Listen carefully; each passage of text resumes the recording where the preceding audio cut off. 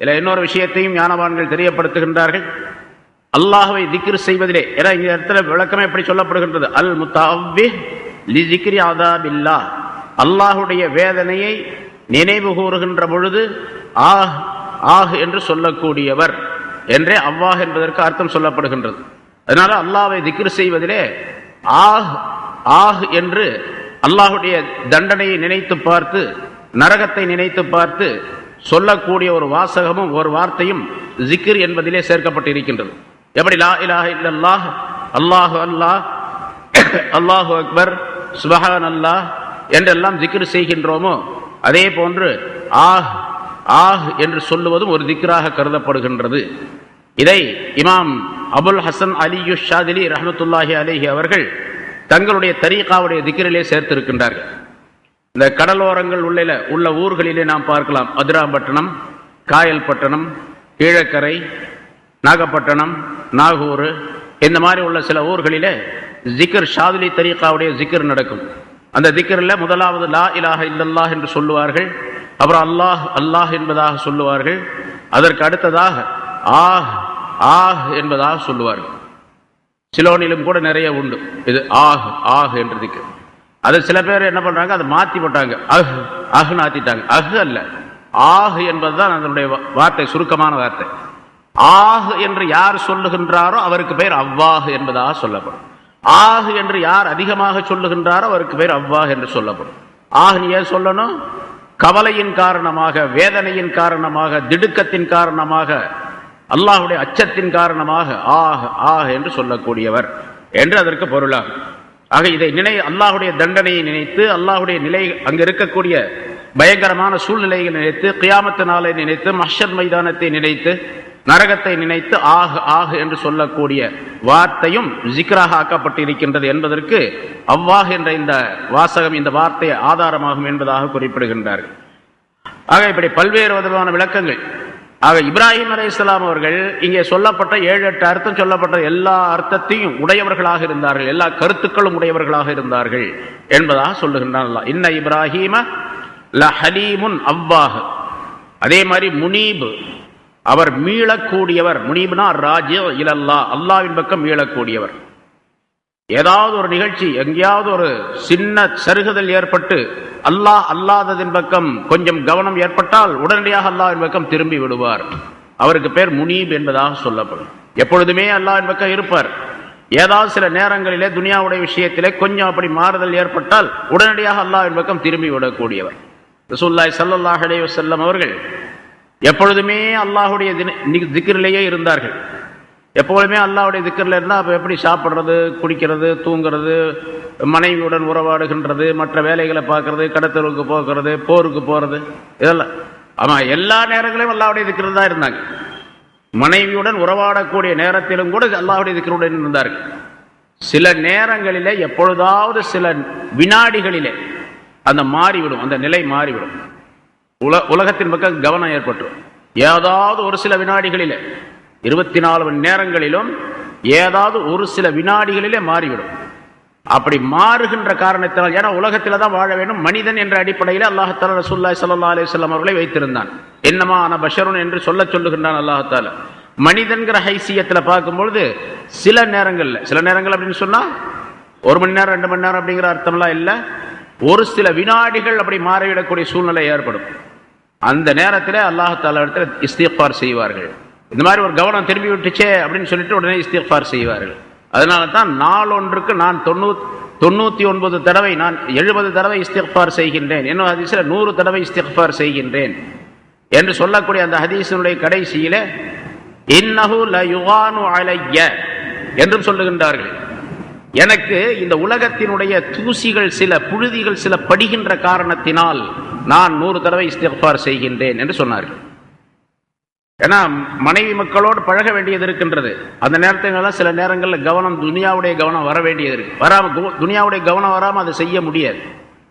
குடும்ப வாழ்க்கையிலே ஈடுபட முடியாது, மக்களை கவனிக்க முடியாது. அதனால கொஞ்சம் அந்த மாதிரி திரும்ப வேண்டிய சூழ்நிலை ஏற்படுகின்றது.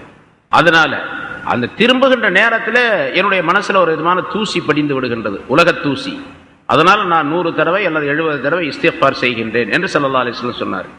அது மாதிரி நபிமார்கள் எல்லோருமே இருந்தார்கள். முனீப் என்று சொன்னால் திரும்பக்கூடியவர். கொஞ்ச நேரம் கவனம் வேற பக்கம் இருந்தாலும் கூட திடீரென்று அல்லாஹ் தாலாவின் பக்கம் திரும்பி தன்னை ஈடுபடுத்திக் கொள்ளக்கூடிய சூழ்நிலை உருவாக்கி கொள்வார். அவருக்கு பேர் முனீப் என்பதாக சொல்லப்படும். அதனால் இப்ராஹிம் அலைஹிஸ்ஸலாம் அவர்கள் இப்படி இருந்தார்கள் என்பதாக சொல்லும் பொழுது மூமினானவர்கள் அந்த நபிமாருடைய வழியை கொஞ்சம் பின்பற்ற வேண்டும் என்பதை அல்லாஹ் தஆலா தெரிவிக்கின்றார். இந்த இடத்துல சம்பவங்கள் சரித்திரங்கள் சொல்லப்படுவதற்கு காரணம் மூமின்கள் திருந்த வேண்டும், மூமின்கள் படிப்பினை பெற வேண்டும் என்பதற்காக வேண்டும். இப்ராஹிம் அலைஹிஸ்ஸலாம் அவர்களுக்கு 3 சிபாத்துகளை சொல்லும் பொழுது அந்த சிபத்துகளிலே 3 ஏதாவது கொஞ்சம் கொஞ்சமாவது நம்மிடத்தில் இருக்க வேண்டும் என்பதை உணர வேண்டும். பிறகு அல்லாஹ் தஆலா சொல்றார், யா இப்ராஹிம் ஆரில் அன்ஹாதா.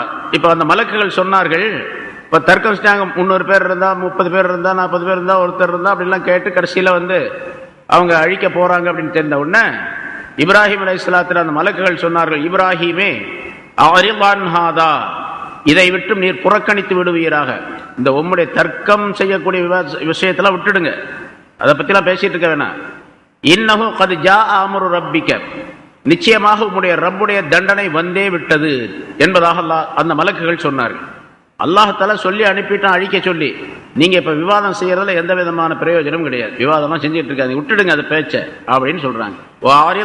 யா இப்ராஹிம் ஆரில் அன்ஹாதா, அந்த பேச்சை விட்டுடுங்க. இன்னஹு கத் ஜா அம்ரு ரப்பிக், உம்முடைய ரப்புடைய கட்டளை அதாவது தண்டனை திட்டமாக வந்து விட்டது. வ இன்னஹும் ஆதீஹிம் அஸாபுன் கைரு மர்தூத், நிச்சயமாக அவர்களுக்கு மறுக்கப்படாத தண்டனை வந்தே தீரும் என்றும் சொன்னார்கள் அந்த மலக்குகள். மறுக்கப்படாத தண்டனை, தடுக்கப்படாத தண்டனை. யாரும் அந்த தண்டனை தடுத்து விட முடியாது, யாரும் நிறுத்தி வைத்து விட முடியாது, யாரும் அதனை எந்த விதமான சக்தியை கொண்டும் தடுத்து நிறுத்தி இந்த தண்டனை வராமல் அவர்களை காப்பாற்றி விட முடியாது.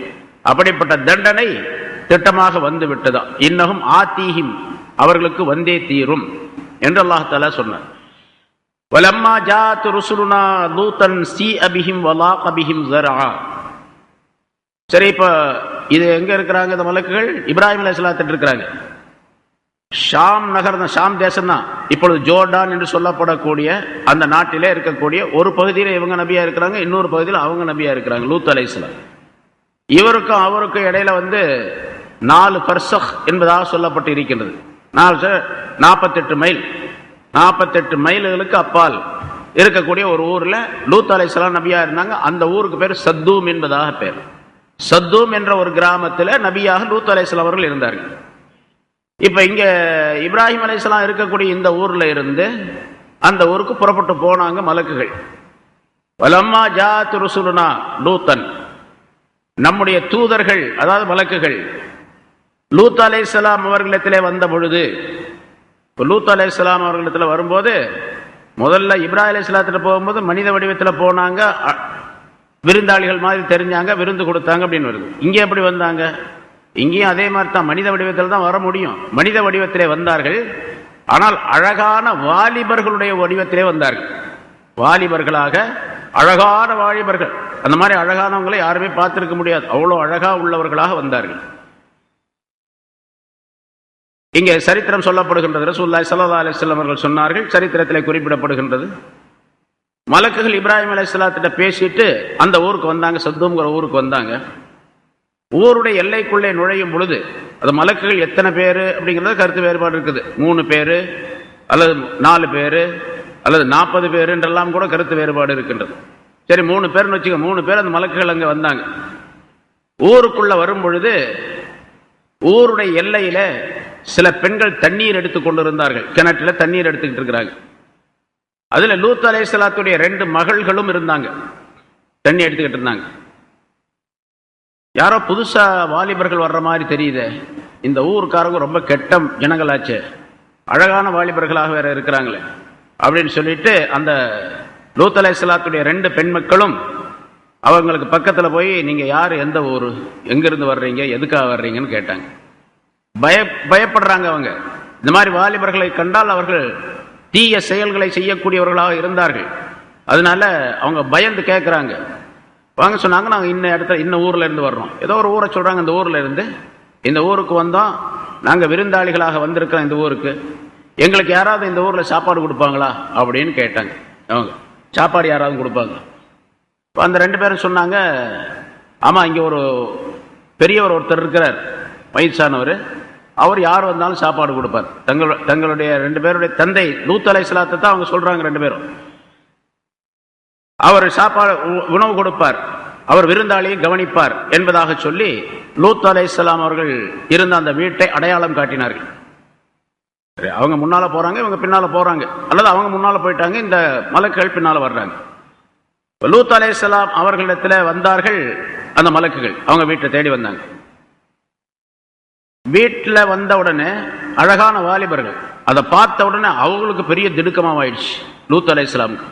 ஆஹா, இந்த மாதிரி ஒரு வாலிபர் இங்கே வந்திருக்கிறாங்களே, சில பேர் வந்திருக்கிறாங்களே, என்ன ஆகுமோ ஏது ஆகுமோ, நம்முடைய ஊர் மக்கள் ரொம்ப கொடியவர்களாயிற்று, ரொம்ப கெட்டவங்களாயிற்று, இவங்க விருந்தாளிகளாக நம்ம இடத்துல வந்திருக்கிறாங்க, நம்முடைய விருந்தாளிகளை வந்து கேவலப்படுத்திட்டா நமக்குள்ள கேவலம் அது என்று நினைத்து கவலைப்பட்டார். அவர் எப்படி கவலைப்பட்டார்? அல்லாஹ் சொல்லுகின்றான், வலம்மா ஜாத் ருசுலுனா லூத்தன், நம்முடைய தூதர்கள் அந்த மலக்குகள் லூத் அலைஹிஸ்ஸலாம் அவர்களிடத்தில் வந்த பொழுது, சீஅ பிஹிம், அவர்களின் மூலமாக அவர் கவலை அடைந்தார், கவலைக்கு உள்ளாக்கப்பட்டார். சீஅ பிஹிம், அவர்களின் காரணமாக கவலைக்கு உள்ளாக்கப்பட்டார்.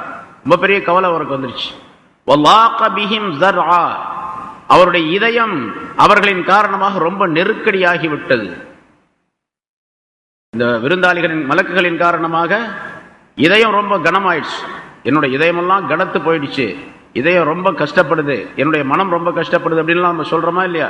அது லாக பிஹிம் ஸர்ஆ, அவர்களின் காரணமாக இதயம் நெருக்கடிக்குள்ளானவராக அவர் ஆகிவிட்டார். அவர் சொன்னார், வகால ஹாதா யௌமுன் அஸீப், இது ஒரு கடுமையான துன்பமுள்ள நாள், இந்த நாள் ரொம்ப கடுமையான துன்பத்திற்குரிய நாள், இந்த நாளிலே ரொம்ப பெரிய சிரமம் ஏற்பட்டு இருக்கின்றது எனக்கு என்பதாக சொன்னார். ஒரு விருந்தாளிகள் வந்திருக்கின்றார்கள், விருந்தாளிகளுக்கு தொந்தரவு தந்தால், விருந்தாளிகளுக்கு ஏதாவது இடையூறு ஏற்பட்டால் அது விருந்து கொடுக்கக்கூடியவருக்கு ஏற்பட்டதாக ஆகும். பொதுவான நியதி அது. நம்ம வீட்டுக்கு ஒருத்தர் விருந்தாளி வந்திருக்கிறார், அவருக்கு ஏதாவது யாராவது ஒரு துன்பம் தந்து விட்டார் என்று சொன்னால் அந்த துன்பம் தனக்கு வந்த துன்பமாக கருதப்பட வேண்டும் என்பதையும் அல்லாஹ் தஆலா இங்கே குறிப்பிடுகின்றார். அதனால் இந்த வார்த்தைகளை எல்லாம் லூத் அலைஹிஸ்ஸலாம் அவர்கள் சொல்லுகின்றார்கள். ரொம்ப பெரிய சிரமமான நாள் இன்னைக்கு என்பதாக சொன்னார். இப்போ இந்த வீட்டுக்கு வந்தாங்க. முதல்ல சம்பவம் சொல்லியிருக்க முன்னால சூரத்துல் ஆராஃப் நினைக்க அதில் வந்திருக்குது. லூத் அலைஹிஸ்ஸலாத்துடைய மனைவி ஒரு பெண், அவர் காஃபிராகவே இருந்தார். அந்த பெண் காஃபிர்களுடனே சேர்ந்து கொண்டு இருந்தார், ஆனால் லூத் அலைஹிஸ்ஸலாத்துடைய மனைவியாக இருந்தார். அந்த பெண் இந்த விருந்தாளிகளை, இந்த மலக்குகளை அழகான வாலிபர்களாக பார்த்து விட்டார். பார்த்த உடனே வீட்டிலிருந்து வெளியே போய் அந்த காஃபிர்களிடத்தை, தன்னுடைய கௌமுகளிடத்தில் சொல்லிட்டார், இந்த மாதிரி இங்க வீட்டுக்கு சில விருந்தாளிகள் வந்திருக்கிறாங்க, ரொம்ப அழகானவங்க, அந்த மாதிரி அழகான வாலிபர்கள் நாங்கள் பார்த்ததே இல்லை, நான் பார்த்ததே இல்லை, அப்படிப்பட்ட அழகான வாலிபர்கள் வந்திருக்கிறாங்க அப்படின்னு சொல்லிட்டார். சொன்ன உடனே அவங்க எல்லாரும் சேர்ந்து வேகமா ஓடி வந்தாங்க, லூத் அலைஹிஸ்ஸலாத்துடைய வீட்டுக்கு ஓடி வர்றாங்க எல்லாரும் சேர்ந்து. அதே அல்லாஹ் தஆலா சொல்லுகிறான், ஜாஅஹு கௌமுஹு யுஹ்ரஊன இலைஹி, அவருடைய கௌமுகள் கூட்டத்தினர் வந்தார்கள், அவர் பக்கம் விரைந்தவர்களாக வந்தார்கள், ரொம்ப விரைந்து ஓடி வந்தார்கள் எல்லாரும். யுஹ்ரஊன யுஹர்விலூன, ரொம்ப வேகமா ஓடி வந்தாங்க. ஆக இன்னைக்கு நம்ம நல்ல வேட்டை கிடைச்சிருக்கு, நமக்கு நல்ல ஆள்கள்லாம் கிடைச்சிருக்கிறாங்க, நம்முடைய தேவைகளை ஆசைகளை நிறைவேற்றிக் கொள்வதற்குரிய ஒரு நல்ல நேரம் ஏற்பட்டு இருக்கின்றது என்பதாக சொல்லி நினைத்து வேகமாக ஓடி வந்தார்கள். வமின் கபுலு கானு யாமலூன ஸய்யிஆத், இதற்கு முன்னாலும் அவர்கள் தீமையான செயல்களை செய்பவர்களாக இருந்தார்கள். ஆணுக்கு ஆண் தொடர்பு கொள்ளக்கூடிய ஒரு இழிவான கேவலமான ஒரு செயலை செய்து கொண்டிருந்தார்கள். ஓரின சேர்க்கை அப்படின்னு சொல்றோமா இல்லையா, அதை செய்து கொண்டிருந்தார்கள் அவர்கள். இதுக்கு முன்னால அதே மாதிரி செய்து கொண்டிருந்தார்கள். அதனால அந்த பழக்கத்திலே எங்கே ஓடி வந்தார்கள் என்பதாக அல்லாஹ் குறிப்பிடுகின்றார். சரி, லூத் அலைஹிஸ்ஸலாம் அவருடைய வீட்டுக்கு வந்து அவர்கள் கேட்கின்றார்கள், எங்கே அந்த விருந்தாளிகள் அப்படின்னு கேட்கிறாங்க. எங்க விருந்தாளிகள்? உங்கள்கிட்ட சில வாலிபர்கள் இங்கே வந்திருக்கிறாங்க, அவர்களை எங்களிடத்தில் ஒப்படைத்து விட வேண்டும், நீங்க எதுவுமே சொல்லக்கூடாது, எதுவும் பேசக்கூடாது அப்படின்னு சொன்னாங்க. லூத் அலைஹிஸ்ஸலாம் அவர்கள் சொன்னார்கள், என்னை இவ்வளவு கேவலப்படுத்துறீங்களே, என்னுடைய வீட்டுக்கு விருந்தாளிகளாக வந்திருக்கின்றார்கள் வெளியூர்காரர்கள், அவர்களுடைய விஷயத்தில் நீங்கள் இப்படி தவறாக எல்லாம் நடந்து கொள்ளக்கூடாது என்றெல்லாம் பல உபதேசங்களை செய்தார்கள். எதையும் கேட்கிறாப்புல இல்லை. முன்னால் சூரத்துல் ஆராஃப் நினைக்கிறேன், அதுல ஒரு வாசகம், ஒரு ஆயத்தை அல்லாஹ் தஆலா சொல்லுகின்றான். இந்த லூத் அலைஹிஸ்ஸலாம் அவர்களும் அவர்களை சார்ந்தவர்களும் அவர்களை கொண்டு ஈமான் கொண்டவர்களும் இன்னஹும் உனாசுன் யததஹரூன், சுத்தமாக இருக்க வேண்டும் என்று விரும்புபவர்கள் அவர்கள். அந்த மனிதர்கள் சொல்றாங்க, அந்த கோபங்கள் சொல்றாங்க, லூத் அலைஹிஸ்ஸலாம் அவர்களும் அவர்களை சார்ந்தவர்களும் சுத்தமா இருக்கணும்னு விரும்புறாங்க. அந்த மாதிரி சுத்தமா இருக்க நாங்க விரும்பல என்று சொல்லுகின்றார்கள். சரி, இப்படியெல்லாம் விவாதம் செய்தார்கள், தர்க்கம் செய்து அவர்களை இவர்களிடத்தில் ஒப்படைக்க வேண்டும் என்பதாக கேட்டுக்கொண்டார்கள். எவ்வளவோ சொல்லி லூத் அலைஹிஸ்ஸலாம் அவர்கள் ஒப்புக்கொள்ளவில்லை. கடைசியாக சொல்றாங்க, கால யா கௌமி ஹாஉலாஇ பனாத்தி ஹுன்னா அத்ஹரு லக்கும், என்னுடைய சமுதாயத்தினரே, இவர்கள் இதோ என்னுடைய பெண் மக்கள் இங்கே இருக்கின்றார்கள்.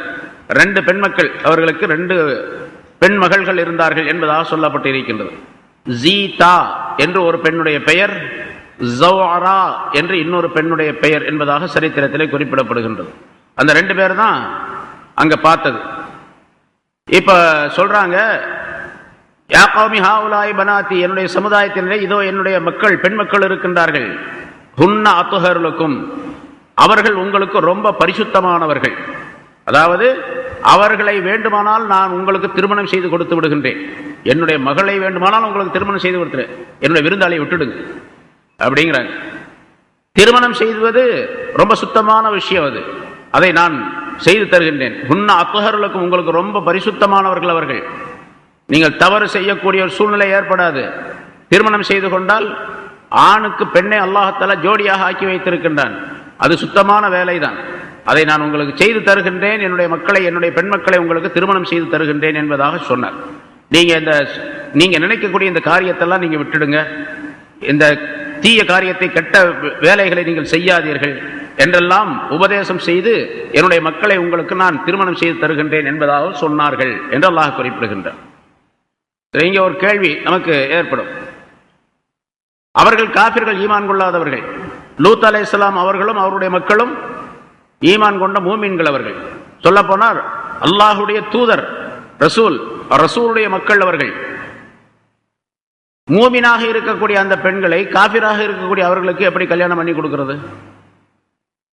ஒரு மூமின் ஒரு காபிரை திருமணம் செய்து கொள்ளக்கூடாது என்பது சட்டம். அதனால் காபிரை எப்படி திருமணம் செய்து கொடுக்கின்றேன் என்று அவர்கள் சொன்னார். ஹுன்னா அத்ஹரு லக்கும் சொன்னா உங்களுக்கு கல்யாணம் பண்ணி தர்றேன்னு அர்த்தம். அதுக்கு உஸவ்விஜுகுமுஹுன்ன, அவர்களை உங்களுக்கு நான் திருமணம் செய்து தருகின்றேன் என்று அர்த்தம். அதுக்கு அப்படித்தான் அர்த்தம் செய்யப்பட்டு இருக்கின்றது. சரி, எப்படி திருமணம் செய்ய முடியும் என்று சொன்னால், அது அவர்களுடைய அந்த மார்க்கத்திலே, அந்த ஷரியத்திலே, அவர்களுடைய ஷரியத்திலே ஒரு காபிர் ஒரு முஸ்லிமை திருமணம் செய்து கொள்ளலாம், காபிருக்கும் முஸ்லிமுக்கும் திருமணம் செய்வது ஆகும் என்ற சட்டம் இருந்தது. ரசூலுல்லாஹி ஸல்லல்லாஹு அலைஹி வஸல்லம் காலத்திலும் கூட நுபுவத் வருவதற்கு முன்னால், நபிப்பட்டம் அருளப்படுவதற்கு முன்னாலே முஸ்லிம் காபிரை திருமணம் செய்து கொள்ளலாம் என்ற சட்டம் பொதுவாக இருந்தது. ரசூலுல்லாஹி ஸல்லல்லாஹு அலைஹி வஸல்லம் அவர்களும் கூட, அதாவது ஆரம்ப காலத்திலே இந்த திருமணம் சம்பந்தமாக யார் யாரை திருமணம் செய்து கொள்ள வேண்டும் என்று சட்டம் சொன்னான் அல்லாஹ் தஆலா, அந்த சட்டத்திற்கு முன்னதாக, சட்டம் வருவதற்கு முன்னதாக மூமினானவர்களை காபிரானவர்கள் திருமணம் செய்து கொள்ளலாம் என்ற சட்டம் இருந்தது. அதனால ரசூலுல்லாஹி ஸல்லல்லாஹு அலைஹி வஸல்லம் அவர்கள் அவர்களுடைய மக்களை, அதாவது பெண் மக்கள் ருக்கையா, ஜைனப், உம்மு குல்சூம், இந்த 3 பேரையும் ஆரம்பத்தில் காபிர்களுக்குத்தான் திருமணம் செய்து கொடுத்திருந்தார்கள் ரசூலுல்லாஹி ஸல்லல்லாஹு அலைஹி வஸல்லம் அவர்கள். அதாவது அபூ லஹபுடைய 2 மகன்களுக்குத்தான் 2 மக்களை திருமணம் செய்து கொடுத்திருந்தார்கள், 2 பெண் மக்களை. அபுல் ஆஸ் என்ற ஒருவருக்கு 3வது ஒரு உம்மு குல்சூம் என்பவரை திருமணம் செய்து கொடுத்திருந்தார்கள். அவர்கள் இஸ்லாத்தை ஏற்றுக்கொண்டார்கள், இவர்கள் இஸ்லாத்தை ஏற்றுக்கொள்ளவில்லை. இருந்தாலும் அந்த அப்படியே இருந்தது. அவர் கடைசியில் அந்த அபூ லஹப் உடைய 2 மகன்களும் அந்த 2 மகள்களையும் தலாக் சொல்லிவிட்டார்கள். பிறகு அபுல் ஆஸ் என்பவர் அவரும் பிரிந்து விட்டார். அந்த பத்ரு போர் நேரத்தில் தன்னுடைய மனைவியை விட்டு பிரிந்து விட்டார். ஹிஜ்ரத்தோடு அந்த பிரிவு ஏற்பட்டு விட்டது. ஆனால் தலாக் எல்லாம் சொல்லல. கடைசியாக அபுல் ஆஸ் இஸ்லாத்தை ஏற்றுக்கொண்டார். பிறகு அந்த திருமணத்தை ரசூலுல்லாஹி ஸல்லல்லாஹு அலைஹி வஸல்லம் அவர்கள் சேர்த்து வைத்தார். அந்த 2 பேர்த்தையும் அந்த திருமணத்திலேயே சேர்த்து வைத்தார்கள் என்பதாக சட்டம் சொல்லப்பட்டு இருக்கிறது. இதனால் ஆரம்ப காலத்திலே சட்டம் வருவதற்கு முன்னதாக இது இருந்தது என்பதாக குறிப்பிடுகின்றார்கள்.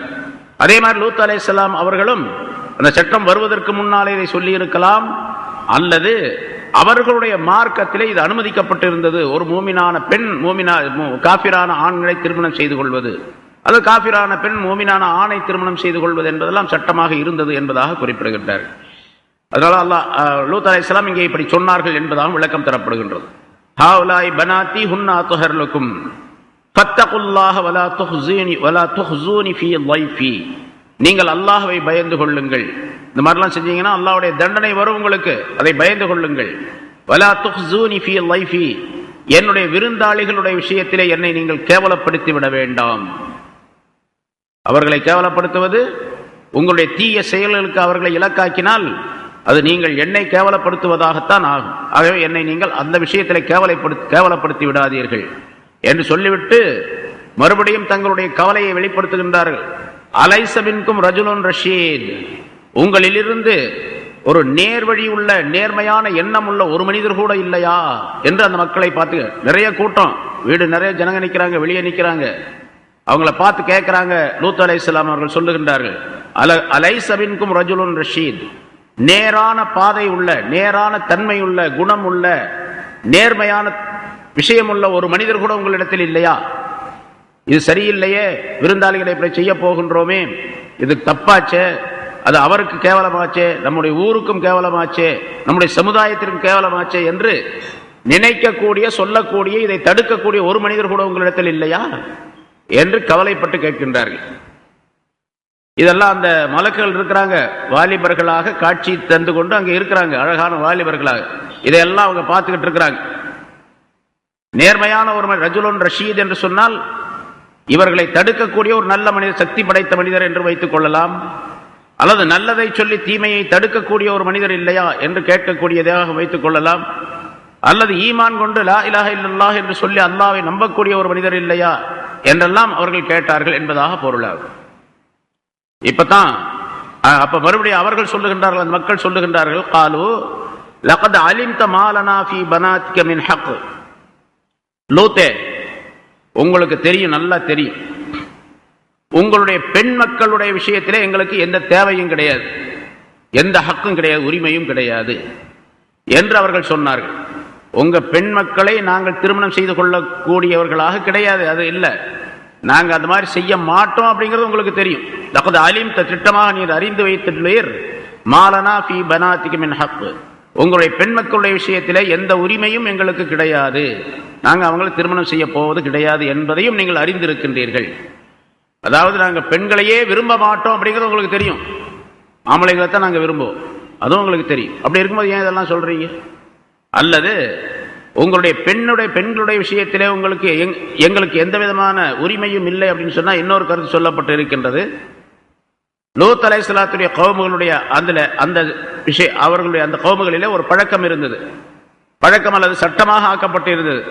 அது என்னன்னு கேட்டா, யாராவது ஒரு பெண்ணை இன்னொரு ஆணுக்கு திருமணம் செய்வதற்காக வேண்டி பெண் பேசப்பட்டால், ஹித்பத், பெண் பேசக்கூடிய சூழ்நிலை ஏற்பட்டு அந்த பெண்ணை இந்த ஆணுக்கு திருமணம் செய்வது என்பதாக முடிவு செய்யப்பட்டு பிறகு அது ரத்து செய்யப்பட்டு விட்டால், நிச்சயதார்த்தம் பண்ண பின்னால ரத்தாயிடுச்சு அப்படின்னு வச்சுங்க, அந்த பெண்ணை அந்த ஆண் திருமணம் செய்வது ஹராம், கூடாது, திருப்பி செய்யக்கூடாது அப்படிங்கிற சட்டம் லூத் அலைஹிஸ்ஸலாத்துடைய கௌமுகளில் இருந்தது.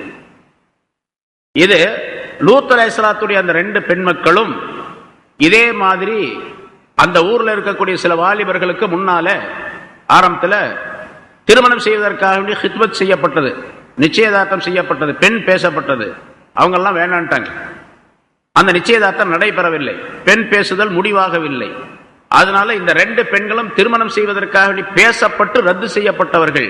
அப்ப ரத்து செய்யப்பட்ட அந்த பெண்ணை நாங்கள் திருமணம் செய்து கொள்ள முடியாது, உங்கள் பெண் மக்களுடைய விஷயத்திலே எங்களுக்கு எந்த உரிமையும் திருமணம் செய்வதற்கு இல்லை அப்படிங்கிறது உங்களுக்கு தெரியும் இல்லையா, திரும்ப ஏன் சொல்றீங்க கல்யாணம் பண்ண சொல்லி அப்படின்னு கேட்கிறாங்க என்று விளக்கம் தரப்பட்டு இருக்கின்றது. லகத் அலிம்த மா லனா ஃபீ பனாத்திக மின் ஹக், உங்களுடைய பெண் மக்களுடைய விஷயத்திலே எங்களுக்கு எந்த ஹக்கும் கிடையாது என்று லகத் அலிம்த, திட்டமாக நீர் அறிந்திருக்கின்றீர். வ இன்னக தஅலமு மா நுரீத், இன்னும் ஒரு விஷயம் நிச்சயமாக உமக்கு தெரியும், இன்னக தஅலம், நிச்சயமாக நீர் அறிந்திருக்கின்றீர், மா நுரீத், நாங்கள் எதை விரும்புகின்றோமோ அதையும் தெரிந்திருக்கின்றேன். என்ன, உங்கள்கிட்ட வந்திருக்கக்கூடிய அந்த விருந்தாளிகளை எங்கள்கிட்ட ஒப்படைச்சிடணும், நாங்க எங்க விருப்பத்துக்கு அவங்கள என்ன செய்வோமோ அதை செஞ்சுக்குவோம், நாங்க என்ன நினைக்கிறோம் அப்படிங்கிறது, நாங்க நாடுகின்றதை நினைப்பதை செய்து முடிப்போம் அப்படிங்கிறது உங்களுக்கு தெரியும். நாங்க நினைக்கிறத விட்டுட மாட்டோம், செய்யாம விட்டுட மாட்டோம், செய்வோம் அப்படிங்கிறது உங்களுக்கு தெரியும். வைன்னக தஅலமு மா நுரீத், நாங்கள் எதை நாடுகின்றோமோ அதை செய்து முடிப்போம் என்பதையும் நீர் தெரிந்திருக்கின்றீர் என்பதாக குறிப்பிட்டார்கள், சொன்னார்கள் அந்த மக்கள். அப்போது ஹஜ்ரத் லூத் அலைஹிஸ்ஸலாம் அவர்கள் சொல்லுகின்றார்கள், ஆல லவ் அன்னலி பிகும் குவ்வத்தன் அவ் ஆவி இலா ருக்குனின் ஷதீத். இப்ப அவங்களுக்கு எந்த போக்கும் இல்லாம நிர்பந்தமாக இந்த விருந்தாளிகளை கேவலப்படுத்தி விடுவார்கள் என்ற ஒரு நிலை இருந்தது.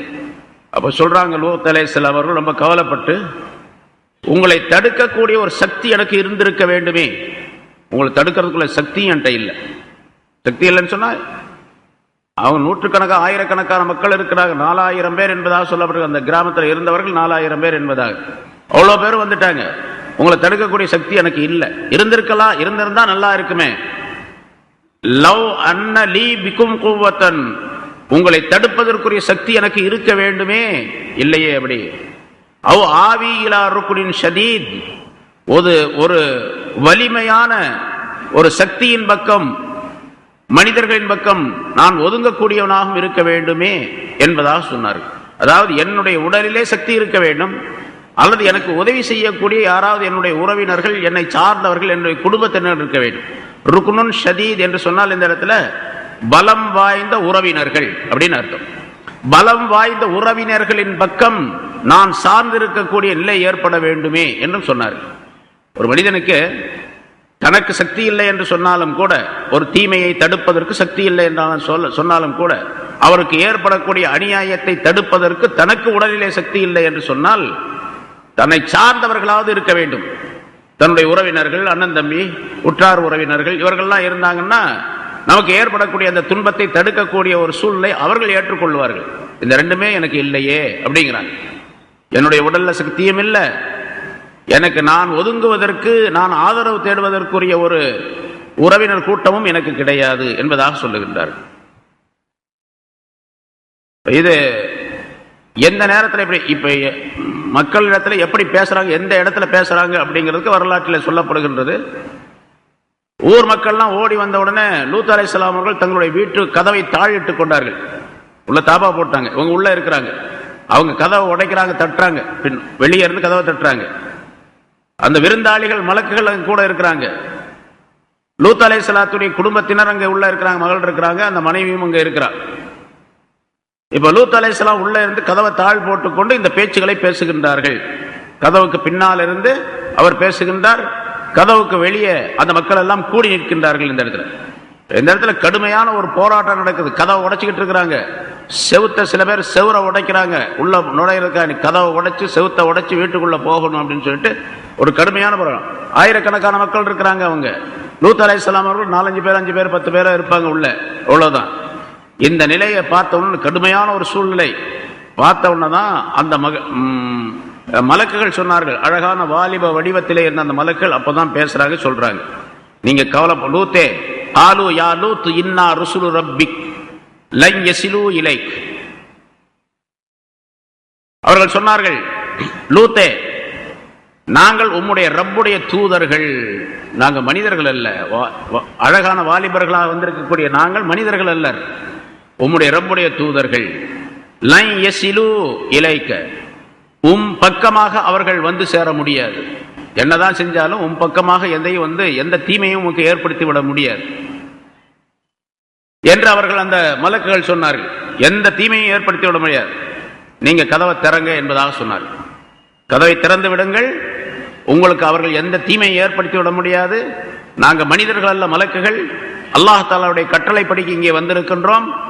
உங்களுடைய கௌமுகளை அழிப்பதற்காக அல்லாஹ் தஆலா எங்களை அனுப்பி இருக்கின்றான் என்ற செய்தியை சொன்னார்கள். அப்பதான் அவங்களுக்கு தைரியம் வந்துச்சு. லூத் அலைஹிஸ்ஸலாம் இவ்வளவு லூத் அலைஹிஸ்ஸலாத்துக்கே தெரியல பாருங்க, மனிதர்களாக வந்தது அவர்களுக்கே தெரியல. அல்லாஹ் தஆலா சொன்னாதான் எதுவுமே தெரியும் நபிமார்களுக்கு. எந்த நபியா இருந்தாலும் தீர்க்க தரிசனம் அப்படின்னு சொன்னா, ஒரு நபிக்கு என்ன சொல்றோம் தமிழ்ல, தீர்க்க தரிசின்னு சொல்றோம். தீர்க்க தரிசி அப்படின்னு சொன்னா 3 காலத்திலும் உள்ளதை உணர்ந்தவர், அறிந்தவர் என்பதாக தமிழ்ல சொல்லப்படும். ஆனா அவராக அறிந்து கொள்ள முடியுமா அதை அப்படின்னு கேட்டா, அவராக தெரிந்து கொள்ள முடியாது. ஒரு நபி, அவருக்கு எல்லா ஆற்றலும் இருக்கின்றது, எல்லா அறிவும் இருக்கின்றது, எல்லா ஞானமும் அவருக்கு இருக்கின்றது என்று சொன்னால் லூத் அலைஹிஸ்ஸலாத்துக்கு தெரிஞ்சிருக்கிறாங்க. லூத் அலைஹிஸ்ஸலாம் ரசூல், அவர் மிகப்பெரிய ரசூல். குர்ஆன்ல சொல்லப்பட்ட 25 ரசூல்மார்கள்ல அவரும் ஒருவர். ஆனா அவர்களுக்கு தெரியல இவங்க வந்த மலக்குகள்னு தெரியல. எப்ப தெரியுது? நீண்ட நேரத்துக்கு பின்னால். எவ்வளவு பெரிய விஷயம் நம்ம கொஞ்சம் கற்பனை பண்ணி பாருங்க. வீட்டுக்கு வெளியே ஒரு பெரிய போராட்ட மக்கள் கூடி இருக்கிறாங்க, கதவை உடைக்கிறாங்க, செவுத்தை இடிக்கிறாங்க, பல்வேறு விதமான இதுகள்லாம் நடந்துகிட்டு இருக்குது. இங்க உள்ள லூத் அலைஹிஸ்ஸலாம் அவர்கள் ரொம்ப கவலைப்பட்டு கொண்டு அந்த கதவை திறக்காம பதில் கொடுத்துக்கிட்டு இருக்கிறாங்க, பேசிக்கிட்டு இருக்கிறாங்க, மக்கள் இருக்கிறாங்க அந்த பக்கம். இந்த சூழ்நிலையில அவர்களை மலக்குகள் என்று விளங்கிக் கொள்ள முடியவில்லை. சொன்னாதான் தெரியும். அவர்கள் உள்ள வந்த உடனேயே அல்லாஹ் தஆலாவுடைய உத்தரப்படி அவர்களுடைய கண்கள் எல்லாம் குருடாகிவிட்டன, யாருக்கும் பார்வை தெரியவில்லை. இன்னொரு இடத்துல அல்லாஹ் தஆலா சொல்றான், வலகத் ராவதூஹு அன் தைஃபிஹி, வலகத் ராவதூஹு அன் தைஃபிஹி. அவர்களுடைய அந்த யூத் அலைஹிஸ்ஸலாத்துடைய விருந்தாளிகளிடத்தில் கெட்ட நடத்தையோடு அவர்கள் வந்தார்கள். ஃபதமஸ்னா அயுனஹும், அவருடைய கண்களை நாம் அப்படியே அழித்து விட்டோம், அவித்து விட்டோம் என்று அல்லாஹ் தஆலா சொல்றார். ஃபஸூகு அதாபி வனுஸுர், என்னுடைய அதாபை சுவைத்து பாருங்கள் என்றும் நாம் சொன்னோம் என்று அல்லாஹ் தஆலா சூரத்துல் கபர் என்ற அத்தியாயத்தில் சொல்லுகின்றான். அதனால உள்ள வந்தாங்க, அவருடைய கண்கள் தெரியாமல் ஆகிவிட்டது. உடனடியாக அவர்கள் கதறினார்கள், அழுதார்கள். அந்நஜா அந்நஜா என்று கத்தினார்கள். பாதுகாப்பு பாதுகாப்பு, எங்களை காப்பாத்துங்க காப்பாத்துங்கன்னு கத்தினாங்க என்றெல்லாம் சொல்லப்படுகின்றது. சொல்லிட்டு இப்படி சொன்னாங்க, ஃபைன்ன பைத்த லூத் அஸ்ஹர கௌமின் ஃபில் அர்த், லூத் அலைஹிஸ்ஸலாத்துடைய கௌமுடைய இந்த லூத் அலைஹிஸ்ஸலாத்துடைய இந்த வீடு இருக்குதே, இது பெரிய சூனியம் பிடிச்ச வீடா இருக்குது, உள்ள வந்தோன்னு கண்ணு தெரியாம போச்சு அப்படின்னாங்க. ரொம்ப பெரிய சூனியம் செஞ்சு அங்க வச்சிருக்கிறாரு இவர். உள்ள வந்தோடனே கண்ணு தெரியாம, நல்லா தானே இருந்தோம், எப்படி வந்துச்சு?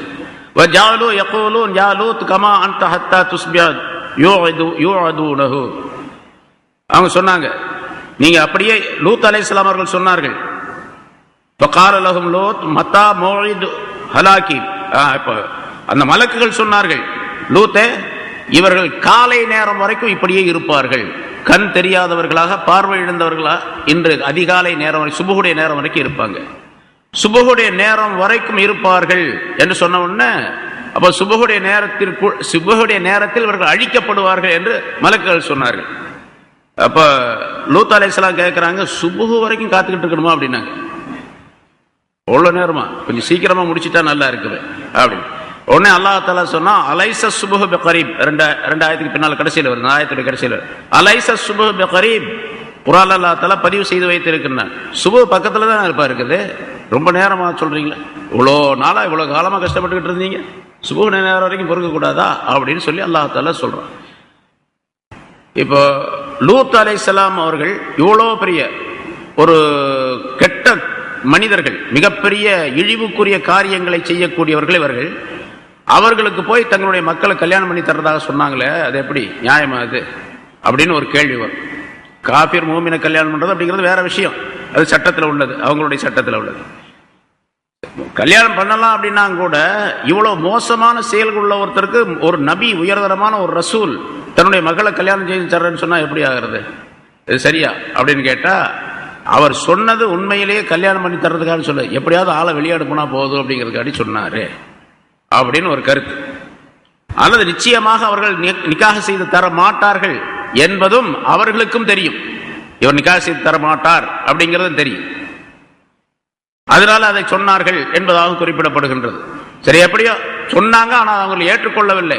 உண்மையிலேயே லூத் அலைஹிஸ்ஸலாம் அவர்கள் தங்களுடைய மகள்களை அவர்களுக்கு நிக்காஹ் செய்து கொடுக்கக்கூடிய எண்ணம் உடையவர்களாக இல்லை என்பதும் இங்கே தெரியப்படுத்தப்படுகின்றது. அந்த மலக்குகள் சொன்னார்கள், இவங்க அந்த மக்கள் உங்களை எதுவுமே செய்ய முடியாது, இலைக்க உம் பக்கம் அவர்கள் வந்து சேர முடியாது அப்படின்னு சொன்னாங்க. அதே மாதிரி கண்கள் பார்வை இல்லாம போச்சு. இப்ப மலக்குகள் சொல்றாங்க லூத் அலைஹிஸ்ஸலாத்திட்ட, நீங்க என்ன செய்யணும்னு கேட்டா, அஸ்ரி பிஅஹ்லிக, உம்முடைய குடும்பத்தாரை அழைத்து கொண்டு இரவு நேரத்தில் இங்கிருந்து போய் விடுவீராக, பிகித்இம் மினல் லைல், இரவிலே ஒரு பகுதியிலே, இரவின் ஒரு பகுதியிலே உம்முடைய குடும்பத்தாருடன் அஸ்ரி, இரவிலே நடந்து சென்று விடுவீராக என்று அந்த மலக்குகள் லூத் அலைஹிஸ்ஸலாம் அவர்களிடத்தில் சொன்னார்கள். குடும்பத்தார்கள் அப்படின்னு சொன்னா யார் அப்படின்னு சொன்னா, 2 மகள் தான் இருந்தாங்க, அந்த பெஞ்சாதி இருக்கிறார். அந்த பெஞ்சாதிக்கு அல்லாஹ் தஆலா பின்னால ஒரு சட்டம் சொல்லுகின்றான், அந்த பெண் காபிராக இருந்த காரணத்தால் அந்த காபிர்களோடு சேர்த்து அழிக்கப்படுவாள் அவள். அப்ப அவ போக மீதி உள்ள 2 பெண்கள் மட்டுமே இருந்தார்கள் என்பதாக, அல்லது ஒரு சில மனிதர்கள் மட்டும் ஈமான் கொண்டிருந்தால் அவர்களை அழைத்து கொண்டு போய் விடுவீராக என்று கருத்து சொல்லப்பட்டிருக்கிறது. பிகிதுஇம் மினல் லைல் அப்படிங்கிறதுக்கு பல கருத்துகள். அதாவது இரவு நேரம் ஆன உடனே இப்ப அந்த நடந்து கொண்டு இருக்கக்கூடிய நேரம் மலக்குகள்லாம் வந்து அந்த ஜனங்கள்லாம் வந்து சத்தம் போட்டுக்கிட்டு இருக்கிற நேரம் பகல் நேரம். ராத்திரி ஆன உடனே உங்களுடைய குடும்பத்தை அழைத்து கொண்டு போய் விடுவீராக. இரவு நேரத்தில் ஆரம்ப நேரத்திலையா, அல்லது கொஞ்ச நேரம் கழிச்சா, அல்லது சுபுவுக்கு பக்கத்திலையா, அல்லது நடுநிசி நேரத்திலையா, இப்படிலாம் பல கருத்துக்கள் இருக்கு. எப்படியே ராத்திரி ஆனவனு கூட்டு போயிடுங்க, அவ்வளவுதான். காலை நேரம் வருவதற்குள்ளாக நீங்கள் இங்கிருந்து இந்த மக்களை அழைத்து போய்விட வேண்டும் என்பதாக சொன்னார்கள் என்பதாக குறிப்பிடுகின்றார். அதாவது இன்னொரு கருத்து, அல்லாஹ் இவர்கள் புறப்பட ஆரம்பித்தார். கடைசி நேரத்தில் தான் புறப்பட்டாங்க. இவங்க புறப்பட்டு எங்க போனாங்கன்னா இப்ராஹிம் அலைஹிஸ்ஸலாம் இருக்கக்கூடிய ஊருக்கு போகணும்னு புறப்பட்டாங்க. அங்கதான் போக சொல்லி அல்லாஹ் உத்தரவும் கொடுத்தார். அதனால புறப்பட்டாங்க. அது இரவுடைய அந்த காலை நேரத்திற்குள்ளே போய் சேர முடியாது என்ற காரணத்தினால் அல்லாஹ் அந்த நேரத்தை, அந்த இடத்தை சுருக்கி தந்தான். தையுல் அருள் என்பதாக சொல்லப்படும். ஒரு மூமின் அல்லாஹ் தாலாவுடைய தகர்ருப் நெருக்கத்தை பெற்றுவிட்டால் அவனுக்கு எல்லா விதமான கராமாத்துகளையும் அல்லாஹ் தாலா உண்டாக்கி தருவான். அது குறிப்பாக நபிமார்களாக இருக்கக்கூடியவர்களுக்கு எவ்வளவு பெரிய விஷயத்தை அல்லாஹ் தாலா செய்து கொடுப்பான். அதனால தையுல் ஜமான் தையுல் மக்கான் என்பதாக ரெண்டு விஷயம் உண்டு. சூஃபியாக்கள் சொல்லுவார்கள், நல்ல மூமினான மனிதர்களுக்கு இது கிடைக்கும். அதாவது இடத்தை சுருக்கி தருவது. இங்கிருந்து புறப்படுறார், பம்பாய்க்கு போறாரு வச்சு நடந்து போறாரு. இங்க இருந்து ராத்திரி நேரத்தில் புறப்பட்டா காலையில் விடியறதுக்குள்ள பம்பாய்க்கு போயிடுவார் நடந்து. அப்ப அந்த இடத்தை அல்லாஹ் தஆலா சுருக்கிடுவான். அதுக்கு பேர் தையுல் அருள் அப்படின்னு சொல்றோம். துஆ செய்யும் போது சஃபர் பிரயாணத்துடைய துஆவிலே அல்லாஹ் ரசூலுல்லாஹி ஸல்லல்லாஹு அலைஹி வஸல்லம் சொல்லித் தர்றார், ஒத்வி அன்னா போதா, நாங்கள் போகக்கூடிய இந்த பயணத்தில் அந்த இடத்தை எங்களுக்கு நீ சுருக்கி தந்து விடுவாயாக. அப்படின்னா அங்க சுருக்கி தர்றதுன்னு அர்த்தம் அல்ல, கஷ்டம் இல்லாம போய் சேரக்கூடிய ஒரு வாய்ப்பை ஏற்படுத்தி தருவாயாக அப்படின்னு அர்த்தம். சிரமம் இல்லாமல் போகும். ஏன்னா நீண்ட நேரம் பயணம் செய்தால் உடல் களைப்பு ஏற்பட்டுவிடும், பலவிதமான துன்பங்கள் ஏற்படும். அந்த துன்பங்கள் எல்லாம் இல்லாமல் எங்களுக்கு இந்த பயணத்தை நீ சரியாக ஆக்கி தருவாயாக, சுருக்கமாக ஆக்கி தருவாயாக என்று கருத்து அந்த வத்வி அன்னா போதா அப்படிங்கிற வாசகத்தினுடைய கருத்து. அதே மாதிரி இங்கே லூத் அலைஹிஸ்ஸலாம் அவர்களுக்கு அல்லாஹ் தஆலா அந்த இடத்தை சுருக்கி தந்தான். போயிட்டாங்க, அந்த இடத்துக்கு போய் சேர்ந்துட்டாங்க சுபுவுக்கு முந்திய. சரிங்க, அல்லாஹ் வலா யல்தஃபித் பிறகும் அல்லாஹ் தஆலா சொன்னான். அந்த மலக்குகள் சொல்லுகின்றார்கள், வலா யல்தஃபித் மின்கும் அஹதுன் இல்லம்ரஅதக, உங்களிலிருந்து யாரும் திரும்பி பார்க்க வேண்டாம் உம்முடைய மனைவியை தவிர. அந்த மனைவி மட்டும் திரும்பி பார்க்கட்டும் அப்படிங்கிற அர்த்தம் அல்ல, அந்த மனைவி மட்டும் திரும்பி பார்ப்பா, அதனால அவளை மட்டும் விட்டுடுங்க, நீங்க யாரும் திரும்பி பார்க்காதீங்க. அப்போ திரும்பி பார்க்காதீங்க அப்படின்னு சொல்லும் போது இந்த இடத்துல அந்த எந்த நேரத்தில் வந்து அந்த நிகழ்ச்சி ஏற்பட்டதோ, அழிவு நிகழ்ச்சி ஏற்பட்டதோ, ஹலாக் ஏற்பட்டதோ, அந்த நேரத்தில் தான் இவங்க புறப்பட்டு போறாங்கன்னு அர்த்தம். ஊரை விட்டு வெளியே போகும்பொழுது அந்த ஹலாக்குடைய நிகழ்ச்சி இங்க நடந்து கொண்டு இருக்கின்றது. அப்படின்னா சுபகுடைய நேரத்தில் போறாங்க அப்படின்னு அர்த்தம். நீங்க போகக்கூடிய நேரத்தில் இந்த ஹலாக்குடைய அழிக்கப்படக்கூடிய நிகழ்ச்சியினுடைய சப்தங்கள் கேட்கக்கூடிய சூழ்நிலை ஏற்படும். நீங்க யாரும் திரும்பி பார்க்காதீங்க என்று அல்லாஹ் தஆலா சொல்லி காட்டினார். மலக்குகள் சொன்னார்கள் அவர்களுக்கு, வலா யல்தஃபித் மின்கும் அஹதுன், உங்களிலிருந்து யாரும் திரும்ப வேண்டாம் உம்முடைய மனைவியை தவிர என்று சொன்னா மனைவி திரும்பி பார்ப்பாள். ஏன்னா அவ காஃபிராகவே இருக்கிறார். காஃபிர்களோடு சேர்ந்து அவளும் அழிக்கப்பட வேண்டும் என்பது அல்லாஹ் தஆலாவுடைய விதி. ஆனால் அந்த பெண்ணு லூத் அலைஹிஸ்ஸலாத்தை பிடிச்சிக்கிட்டு போயிட்டு இருக்கிறா பின்னால, அவளுக்கு தண்டனை எப்படி கொடுக்கிறது? அதனால திரும்பி பார்த்தா உடனே. இப்ப இந்த இடத்துல இன்னொரு கருத்தும் உண்டு. லூத் அலைஹிஸ்ஸலாம் அவர்களுடன் குடும்பத்தாருடன் போய் கொண்டிருக்கிறாங்க. லூத் அலைஹிஸ்ஸலாமுடன் யார் யார் இருக்கின்றார்களோ அவர்களுக்கெல்லாம் அழிவு ஏற்படக்கூடிய சூழ்நிலை ஏற்படாது, அவர்களுக்கு அழிவு ஏற்படாது. ஊர்ல இருக்கக்கூடியவங்களுக்கு மட்டும்தான் அழிவு ஏற்படும், ஹலாக் ஏற்படும். இப்ப அந்த பெண்ணை மட்டும் எப்படி அழிக்கிறது? அதனால அல்லாஹ் தஆலா ஒரு சட்டத்தை சொன்னா, நீங்க யாரும் திரும்பி பார்க்காதீங்க, அந்த பெண்ணு மட்டும் தான் திரும்பி பார்ப்பாள், பார்க்கும்பொழுது அவளுக்கு அழிவு ஏற்பட்டு விடும். இப்ப திரும்பி பார்க்காதீங்க என்று சொன்னதே அந்த பெண்ணுக்காக வேண்டித்தான், அவளுடைய மனைவிக்காக வேண்டித்தான் திரும்பி பார்க்காதீர்கள் யாருமே அப்படின்னு சொல்லி சொன்னான் என்பதாக விளக்கப்படுகின்றது.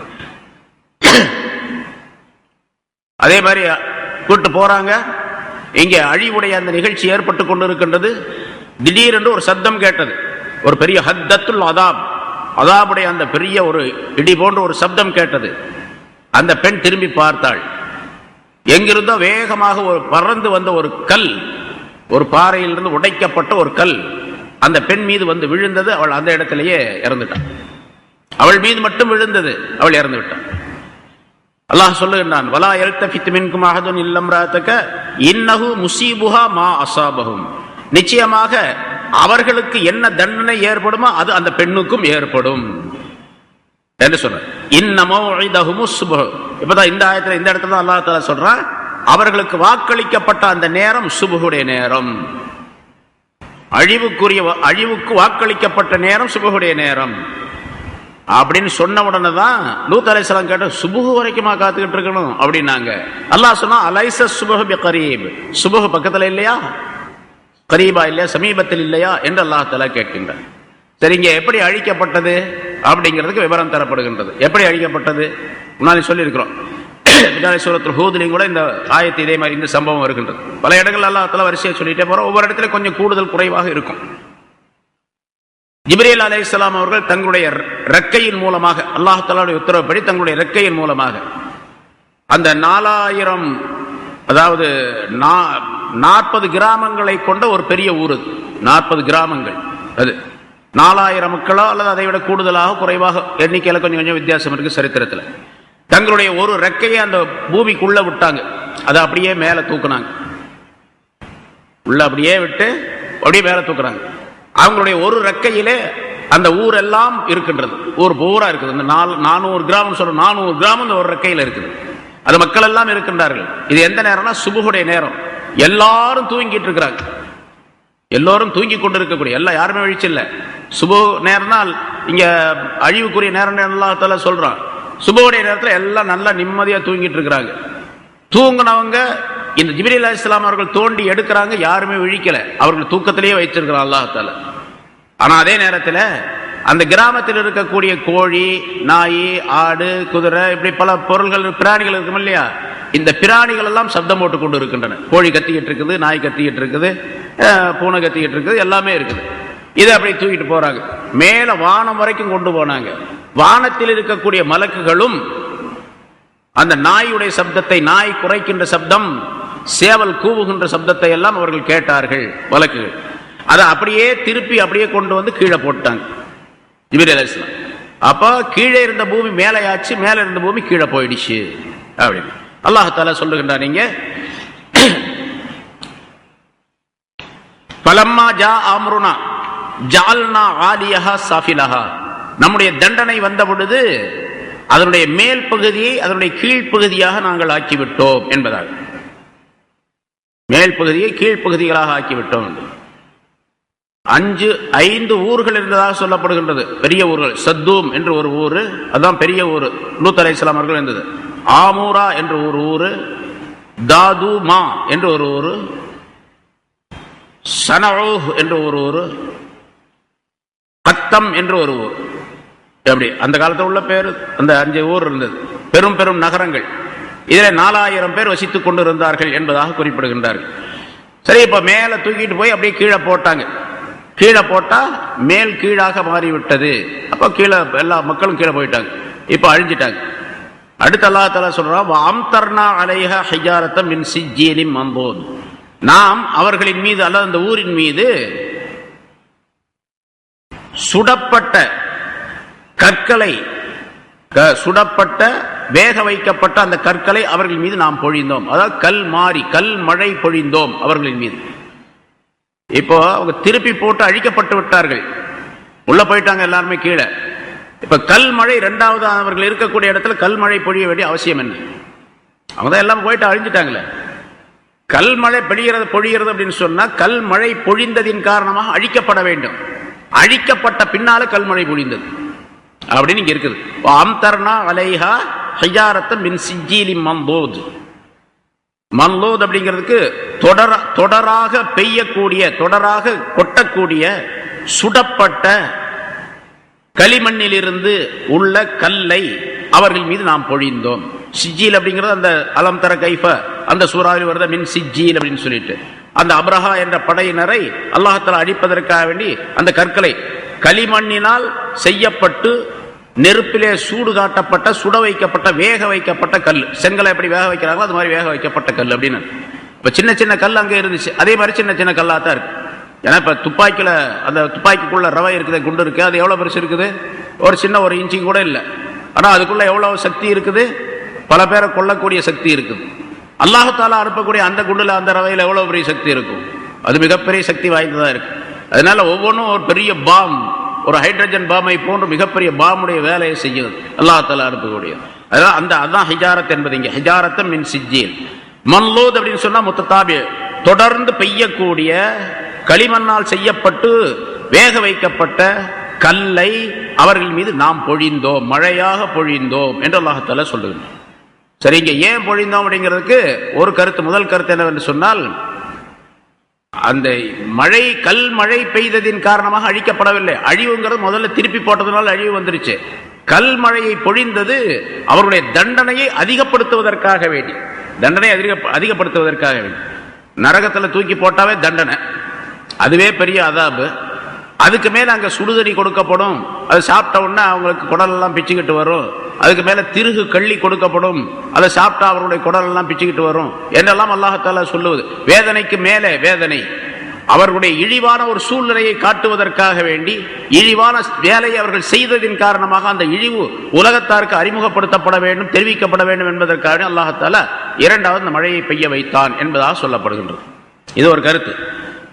சில உலமாக்கள், சில முஃபஸ்ஸீர்கள் குறிப்பிடுகின்றார்கள், இந்த மேல தூக்கிட்டு போய் கீழே போட்டது அப்படிங்கிறது யூதர்களுடைய கட்டுக்கதைகள். ஏன்னு கேட்டா, மேல தூக்கிட்டு போகும்போது என்ன ஆகும் கேட்டா, மனிதனுடைய சக்தி இருக்குதே, மனிதனுடைய அமைப்பு, அது குறிப்பிட்ட ஒரு உயரம் வரைக்கும் தான் இவருடைய வாழ்க்கையினுடைய அமைப்பு இருக்குது. இப்போ சாதாரணமாக உலகத்தை இதுல உயரத்துல போகும்பொழுது இந்த காற்று மண்டலத்தை தாண்டி போனா என்ன ஆகும் கேட்டா, மனிதன் வாழ முடியாது, உடனடியாக இறந்து விடுவான். காற்று மண்டலத்திற்குள்ளதான் ஆக்சிஜன் இருக்கின்றது. மனிதன் உயிர் வாழ்வதற்கு தேவையான ஆக்சிஜன் இருக்குது. ஆக்சிஜன் இல்லாத ஒரு இடத்துக்கு கொண்டு போனா, அதனாலதான் இதுக்கு போறவங்க, ராக்கெட்ல போறவங்க தங்களுடைய முதுகிலேயே ஆக்சிஜனை சுமந்துக்கிட்டு போறாங்க. அவங்க ஆக்சிஜனோட தான் போகணும். அங்கே மூச்சை இழுத்து விடுவதற்கு தேவைப்பட்ட காத்தோ அல்லது மூச்சுடைய அமைப்பு அங்க கிடையாது, அதனால கொண்டு போறாங்க. அது மாதிரி வானில மேல உயரத்திற்கு ஜிப்ரீல் அலைஹிஸ்ஸலாம் அவர்கள் தூக்கி கொண்டு போனார்கள் சொன்னா, மலக்குகள் எல்லாம் அந்த சப்தத்தை கேட்டாங்கன்னு சொன்னா ரொம்ப உயரம் கொண்டு போனாங்க அப்படின்னு அர்த்தமாகுது. அந்த இடத்துக்கு போனா எப்படி ஆக்சிஜன் இருக்கும், எப்படி அவங்க உயிர் பிழைப்பாங்க? மேல போன உடனே மூச்சு திணறி அந்த இடத்துல இறந்து போகணுமே என்றெல்லாம் சில கேள்விகள் வருகின்றன. அந்த கேள்விக்கு அப்படி வைத்துக் கொண்டால், இந்த சம்பவம் இருக்கின்றதே, ஜிப்ரீல் அலைஹிஸ்ஸலாம் தூக்கிட்டு போனாங்க அப்படிங்கிற சம்பவம், அது இஸ்ரவேலர்களுடைய, அதாவது யூதர்களுடைய கட்டுக்கதைகள் என்பதாக சொல்லப்பட்டு, அதற்கு மற்றொரு விளக்கம் தருகின்றார்கள். ஏன்னா இந்த ஆயத்தில் அம்தர்னா அலையா ஹிஜாரத்தின் இரண்டாவது அல்லாஹ் தஆலா சொல்றதுனால, முதல்ல அந்த ஊரை, ஏன்னா இந்த இடத்துல தெளிவாக அல்லாஹ் தஆலா ஜிப்ரீல் அலைஹிஸ்ஸலாம் தூக்கிட்டு போனாங்க, புரட்டி போட்டாங்க அப்படின்லாம் கிடையாது. எப்படி இருக்கு, ஜால்னா ஆலியஹா சாஃபிலஹா, அதனுடைய மேல் பகுதியை கீழ்ப்பகுதியா ஆக்கிறோம் அப்படி மட்டும்தான் இருக்கு. எப்படி வேணாலும் ஆக்கலாமா இல்லையா? ஒரு நிலநடுக்கம் ஏற்பட்டுச்சு, ஒரு பூமி நடுக்கம், பூகம்பம் ஏற்பட்டுச்சு. பூகம்பம் ஏற்பட்ட உடனே எல்லாம் பிளந்து போச்சு, அந்த பூமிக்குள்ள எல்லாரும் போயிட்டாங்க. பிளக்கப்பட்ட பூகம்பம் ஏற்பட்ட அந்த பூமிக்குள்ளே அங்கிருந்த எல்லா மனிதர்களும் உள்வாங்கப்பட்டு விட்டார்கள். இப்ப உள்ள போயிட்டு இருக்கிறாங்க, அங்க பல பேர் கத்துறாங்க, சத்தம் கேட்குது, இது கேட்குது. அப்ப உடனே பூகம்பம் ஏற்பட்ட உடனேயே எல்லாரும் அழிக்கப்படுவது கிடையாது. இடிபாடுகளுக்கு இடையே சடலங்கள் இருந்தன, இடிபாடுகளுக்கு இடையே உயிரோடு மனிதர்கள் இருந்தார்கள் அப்படின்லாம் நம்ம பார்க்கிறோம். இது மாதிரி உயிரோடும் இருந்திருக்கலாம், இறந்தும் இருந்திருக்கலாம். எல்லாத்தையும் சேர்த்து ஒட்டுமொத்தமாக அழிக்க வேண்டும் என்பதற்காக அல்லாஹ் தஆலா கல் மழையை பெய்ய வைத்தான். அந்த மழை பெய்ததின் காரணமாக இருந்தவங்க எல்லா சப்ஜாடா எல்லாம் அழிட்டாங்க. எப்படின்னு மற்றொரு கருத்து சில முஃபஸ்ஸீர்கள் குறிப்பிடுகின்றார். சரி, எப்படி இருந்தாலும் சரி, ரெண்டு விதமான நிகழ்ச்சி ஏற்பட்டதின் காரணமாக அழிவு ஏற்பட்டது. ஒன்று, அந்த பூமி பிளந்து அல்லது பூமியை தலைகீழாக மாற்றி அல்லாஹ் தஆலா அந்த அழிவை கொடுத்தான். இன்னொன்று, அவர்கள் மீது கல் மழையை பெய்ய வைத்து அதன் மூலமாக அவர்களுக்கு அழிவை ஏற்படுத்தினான் என்று அல்லாஹ் தஆலா இதை சொல்லுகின்றார். சரி, அந்த கல் மழை பெய்தது பாருங்க, அதுக்கு ஒரு விசேஷமான தன்மை உண்டு. அதை அல்லாஹ் சொல்றார், உஸவ்வமத்தன் இன்த ரப்பிக, உம்முடைய ரப்பிடத்தில் அடையாளமிடப்பட்டதாக. ஒவ்வொரு கல், அது 4000 பேர்னு சொன்ன வச்சுங்க, உதாரணத்துக்காண்டி சொல்லப்படுகின்றது. அதாவது முன்ன பின்ன நிறைய இருக்கலாம், 40,000 பேர் சொல்லப்படுகிறது, 4 லட்சம் பேர்னு சொல்றாங்க. எப்படி இருந்தாலும் சரி, ஒரு ஆளுக்கு ஒரு கல், ஒரு கல்லுல எல்லாரும் அல்ல, ஒரு ஆளுக்கு ஒரு கல். முஸவ்வமத்தன் இன்த ரப்பிக, உம்முடைய ரப்பிடத்தில் இருந்து உள்ள அடையாளமிடப்பட்டதாக அந்த கல் மாறி நாம் பொழிய வைத்தோம் என்று அல்லாஹ் தஆலா சொல்லுகின்றார். அப்படின்னா எந்த கல்லின் மூலமாக எந்த மனிதன் அழிக்கப்படுகின்றானோ அவனுடைய பெயர் அங்கே குறிப்பிடப்பட்டது அப்படின்னு அர்த்தம். முஸவ்வமத்தன் அடையாளமிடப்பட்டது, பெயரிடப்பட்டது அப்படிங்கிற அர்த்தம் சொல்லப்பட்டிருக்கு. அல்லது அடையாளமிடப்பட்டது அப்படிங்கிறதுக்கு ஒரு 6-7 அர்த்தம் சொல்லுகின்றார்கள். அதுல சில வெள்ளை கருப்பு அல்லது வெள்ளை சிகப்பு கோடுகள் போடப்பட்டிருந்தன அப்படின்னு சொல்லப்படுது. அல்லது அதுல சில கருப்பு புள்ளிகள் இருந்தன, அதான் அடையாளமிடப்பட்டது அப்படின்னு சொல்லிட்டு சில கருப்பு கோடுகள், சிவப்பு கோடுகள், கருப்பு கோடுகள் இருந்தன என்பதாக சொல்லப்படுகின்றது. அல்லது சிகப்பு கோடுகள் மட்டும் போடப்பட்டிருந்தன என்பதாக சொல்லப்படுகின்றது. இப்படி பலவிதமான கருத்துக்கள் இருக்கின்றன. சரி, எப்படி இருந்தாலும் ஒவ்வொரு கல்லிலும் அடையாளம் இருந்தது, ஒவ்வொரு கல்லிலும் பேரும் இருந்தது. லூத் அலைஹிஸ்ஸலாத்துடைய மனைவி கொல்லப்பட்டால் அந்த கல்லிலும் அடையாளம் இருந்தது, பேர் இருந்தது. அந்த பெண்ணுடைய பேர் இருந்தால் அந்த கல் அவளை தாக்கி அழித்தது என்பதாக சொல்லப்படுகின்றது. முஸவ்வமத்தன் இன்த ரப்பிக் வமா ஹிய மினல் ஸாலிமீன பிபஈத். இந்த சம்பவம்லாம் ஏன் சொல்றான் அல்லாஹ் தஆலா? இது மக்காவில் இறக்கப்பட்ட ஆயத்து. இந்த சூரா மக்காவாசிகளுக்கு படிப்பினைக்காக வேண்டி அல்லாஹ் தஆலா இந்த சம்பவங்களை சொல்லி காட்டுகின்றன. இப்படியெல்லாம் இருந்துச்சு, ஒரு கூட்டம் வாழ்ந்தார்கள், இப்படியெல்லாம் அழிக்கப்பட்டார்கள். அல்லாஹ் ரசூலுடைய சொல்லை கேட்காதன் காரணமாக நீங்களும் எச்சரிக்கையாக இருந்து கொள்ள வேண்டும். இந்த லூத் அலைஹிஸ்ஸலாம் வாழ்ந்திருந்த அந்த சத்தூம் என்ற நகரம் இருக்கின்றதே, இவங்க மக்காவிலிருந்து மதீனா வழியாக அந்த ஷாமுக்கு போகக்கூடிய வழியில தான் அந்த ஊர் இருக்குது. அந்த ஊர் ஷாமுக்கு போகக்கூடிய வழியில தான் இருக்கு. ரசூலுல்லாஹி ஸல்லல்லாஹு அலைஹி வஸல்லம் தபூக் போருக்கு போகக்கூடிய நேரத்தில் அந்த வழியாக தான் போனாங்க. சீக்கிரமாக அந்த இடத்தை கடந்து வந்து விடுங்கள் என்பதாக சொன்னார்கள். இதுதான் அந்த அநியாயக்காரர்கள் அழிக்கப்பட்ட ஊர். அங்கே ஒரு கிணறு இருந்தது, அது ஷுஐப் அலைஹிஸ்ஸலாத்துடைய அந்த ஊரும் அந்த வழியாக இருந்தது. அந்த கிணறு இருந்தது, அந்த கிணற்றிலே தண்ணீர் எடுக்காதீர்கள் என்றெல்லாம் சொன்னார்கள் என்பதாக சொல்லப்படுகின்றது. அதே மாதிரி இவர்கள் போகக்கூடிய அந்த வழியில தான் அரபியர்கள், இந்த குறைஷியர்கள், மக்காவாசிகள் போகக்கூடிய வழியில தான் அந்த ஊர் இருந்தது. அது ரொம்ப தூரமான ஊர் அல்ல, உங்களுக்கு பக்கத்துல தான் இருக்குது. அதை பார்த்து நீங்கள் படிப்பினை பெற வேண்டும் என்று அல்லாஹ் சொல்லுகின்றான். வமா ஹிய மினல் ஸாலிமீன பிபஈத். அநியாயக்காரர்கள், அநியாயக்காரர்கள் சொல்றது இந்த இடத்துல மக்கா குறைஷியர்களை அல்லாஹ் தஆலா சொல்லுகின்றான். அநியாயக்காரர்களுக்கு அந்த ஊர் தூரமானதும் அல்ல, அல்லது அந்த அழிவு தூரமானதும் அல்ல. அழிக்கப்பட்ட அந்த காலம் இவர்கள் வாழ்ந்த காலத்திற்கு கொஞ்சம் முந்தி தான், ரொம்ப பெரிய தூரம்லாம் கிடையாது. 10,000 20,000 வருஷத்துக்கு முன்னால உள்ளதல்ல. ஒரு சில ஆயிரம் ஆண்டுகள் அல்லது ஒரு சில நூற்றாண்டுகளுக்கு முன்னால் தான் இந்த அழிவு ஏற்பட்டு இருக்கின்றது. தூரமான இடம் அல்ல, தூரமான காலமும் அல்ல என்று அல்லாஹ் சொல்லுவார். வமா ஹிய மினல் ஸாலிமீன பிபஈத். இது அநியாயக்காரர்களுக்கு தூரமானதும் அல்ல என்பதாக குறிப்பிடுகின்றார். இதே மாதிரி யார் இந்த அநியாயத்தை செய்கின்றார்களோ, இந்த அநியாயத்தை யார் செய்கின்றார்களோ, அதாவது ஓரின சேர்க்கை உடையவர்களாக யார் இருக்கின்றார்களோ அவர்களுக்கெல்லாம் இந்த தண்டனை கிடைக்கும் என்பதையும் அல்லாஹ் தஆலா சொல்லுவார். உலகத்தில் அந்த தண்டனை ஏற்படாவிட்டாலும் கூட ஆகிரத்திலே கடுமையான தண்டனை உண்டு. பொதுவாக மார்க்கத்திலே சட்டம் இருக்கின்ற ஷரியத்திலே விபச்சாரம் செய்தால் என்ன தண்டனை? விபச்சாரம் என்பது பெண்ணோடு செய்யப்படக்கூடியது. அவர் திருமணம் ஆனவராக இருந்தால் என்ன சட்டம், திருமணம் ஆகாதவராக இருந்தால் என்ன சட்டம் அப்படின்னு இருக்குது. ஒரு மனிதன் ஓரின சேர்க்கை உடையவனாக இருந்தான், இந்த செயலை, இந்த அருவருக்கத்தக்க செயலை செய்து விட்டான் என்று சொன்னா அவனுக்கு என்ன தண்டனை மார்க்கத்தில்? இங்கே அல்லாஹ் தஆலா 2 விஷயத்தை சொல்றான். அவனை புரட்டி போட்டான், அவர்களை புரட்டி போட்டான் அல்லாஹ் தஆலா, கல் மழையை பெய்ய வைத்தான் அப்படின்னு சொல்லிட்டு. இதே மாதிரி தண்டனை கொடுக்கப்பட வேண்டும் என்பதாக இமாம் ஷாஃபி ரஹ்மத்துல்லாஹி அவர்கள் அவர்களை சார்ந்தவர்களும் சொல்லுகின்றார்கள். அவனை ஒரு குழிக்குள்ள போட்டுறணும், அவனை உயிரோடு போட்டு அப்படியே மண் போட்டு மூடிப்பட வேண்டும். பிறகு கல்லால் அடித்து அந்த மனிதனை சாகடிக்க வேண்டும். 2 தண்டனை கொடுக்கணும் அவனுக்கு அப்படின்னு சொல்றாங்க. இமாம் அபூ ஹனீஃபா ரஹ்மத்துல்லாஹி அவர்கள் சொல்லுகின்றார்கள், இது இமாம் அபூ ஹனீஃபா ரஹ்மத்துல்லாஹி தான் அதான் சொல்றாங்க. அபூ ஹனீஃபா ரஹ்மத்துல்லாஹி சொல்லக்கூடிய கருத்து தான் முதல்ல சொன்னது. அதாவது அவனை குழி தோண்டி புதைக்கவும் வேண்டும், கல்லால் அடித்து சாகடிக்கவும் வேண்டும், கல்லாலும் அடிக்க வேண்டும். 2 தண்டனைகளை கொண்டு அந்த மனிதனுக்கு தண்டனை கொடுக்க வேண்டும், உயிரை போக்க வேண்டும். அவனை சாகடிக்கணும். ஏன்னு கேட்டா ரசூலுல்லாஹி ஸல்லல்லாஹு அலைஹி வஸல்லம் பொதுவா சொல்லி இருக்கிறாங்க, மன் வஜத்துமூஹு யாமலு அமல கௌமி லூத் ஃபக்துலுல் ஃபாஇல வல் மஃஊல பிஹி.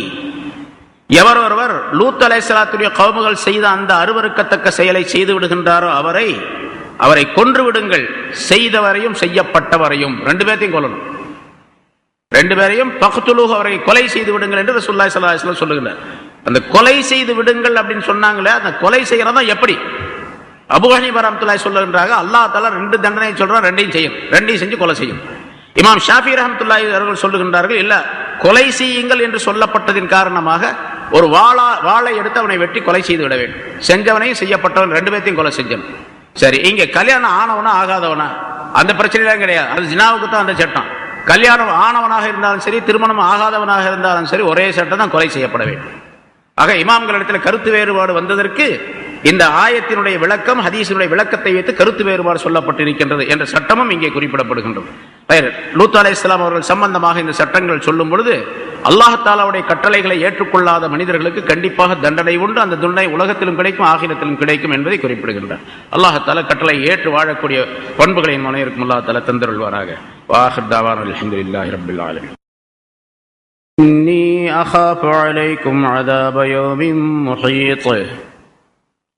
وَيَا قَوْمِ أَوْفُوا الْمِكْيَالَ وَالْمِيزَانَ بِالْقِسْطِ وَلَا تَبْخَسُوا النَّاسَ أَشْيَاءَهُمْ وَلَا تَعْثَوْا فِي الْأَرْضِ مُفْسِدِينَ بَقِيَّةُ اللَّهِ خَيْرٌ لَكُمْ إِن كُنتُم مُّؤْمِنِينَ وَمَا أَنَا عَلَيْكُمْ بِحَفِيظٍ. صدق الله العظيم. கண்ணியத்திற்குரிய பெரியோர்களே, சகோதரர்களே, அல்லாஹ் தஆலாவுடைய கிருபையால் 694வது வாரமாக தஃப்சீருடைய இந்த தொடர் பயான் ஆரம்பிக்கப்படுகிறது. சூரா ஹூத் என்ற அத்தியாயத்தினுடைய 83 ஆயத்துகள் இதற்கு முன்னால் விளக்கம் சொல்லப்பட்டுள்ளன. நபி ஷுஐப் அலைஹிஸ்ஸலாம் அவர்கள் சம்பந்தமாக அவர்கள் ரசூலாக, தூதராக அனுப்பப்பட்ட செய்தி பற்றி இந்த ஆயத்துகளிலே அல்லாஹ் தஆலா குறிப்பிடுகின்றான். وَإِلَى مَدْيَنَ أَخَاهُمْ شُعَيْبًا. மதியன் என்ற ஊரின் பக்கம் அந்த ஊர்க்காரர்களுடைய சகோதரர் ஷுஐப் அலைஹிஸ்ஸலாம் அவர்களை நாம் ரசூலாக அனுப்பினோம். قَالَ يَا قَوْمِ اعْبُدُوا اللَّهَ. அவர் சொன்னார், என்னுடைய சமுதாயத்தினரே, அல்லாஹுவை நீங்கள் வணங்குங்கள். மாலக்கும் மின் இலாஹின் கைரு. அவனை தவிர வேறு எந்த வணக்கத்திற்குரியவனும் உங்களுக்கு கிடையாது.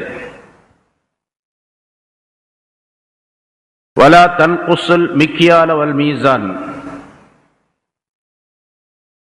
அளப்பதையும் நிறுப்பதையும் நீங்கள் குறைவு செய்யாதீர்கள். இன்னி அராக்கும் பி கைர். நான் உங்களை நன்மையாக இருக்க காணுகின்றேன், நலவான விஷயங்களில் இருக்க நான் உங்களை காணுகின்றேன். எனவே அளப்பதையும் நிறுப்பதையும் நீங்கள் குறைவு செய்து விடாதீர்கள். அப்படி நீங்கள் செய்தால் وَإِنِّي أَخَافُ عَلَيْكُمْ عَذَابَ يَوْمٍ مُحِيطٍ. உங்களை சூழ்ந்து கொள்ளக்கூடிய ஒரு நாள், அந்த நாளுடைய வேதனையை உங்களின் மீது நான் பயப்படுகின்றேன் என்றும் நபி ஷுஐப் அலைஹிஸ்ஸலாம் அவர்களிடத்தில் சொன்னார்கள் என்பதாக குறிப்பிடுகின்றார்கள். ஒவ்வொரு நபியும் ரசூலும் அனுப்பப்படக்கூடிய நேரத்தில் எந்த சமுதாயத்திற்காக அனுப்பப்படுகின்றார்களோ அந்த சமுதாயம் சில தவறான காரியங்களை செய்து கொண்டிருந்தன. அசல் நோக்கம் அவர்களை அல்லாஹ்வின் பக்கம் கொண்டு வருவது. அல்லாஹ் அல்லாத தெய்வங்களை வணங்கி கொண்டிருக்கக்கூடிய அந்த மக்களை அல்லாஹுவை வணங்குவதற்கு முயற்சிக்க வேண்டும், பிரச்சாரம் செய்ய வேண்டும் என்பது அந்த நபிக்கு இடப்பட்ட கட்டளையாகும். அத்தோடு அந்த கௌமுகள் சில தவறான காரியங்களையும் செய்து கொண்டிருப்பார்கள். அதை இரண்டாவது நிலையாக அந்த மக்களுக்கு சுட்டிக்காட்டி அல்லாஹுவை மட்டுமே நீங்கள் வணங்க வேண்டும் என்பதோடு அல்லாஹுடைய கட்டளைகளுக்கு மாறு செய்யக்கூடிய எந்த விஷயத்தையும் செய்துவிடக்கூடாது என்று எச்சரிக்கை செய்வதும் அந்த ரசூலுடைய போதனையாக, அவர்களுடைய குறிக்கோளாக இருந்திருக்கின்றது.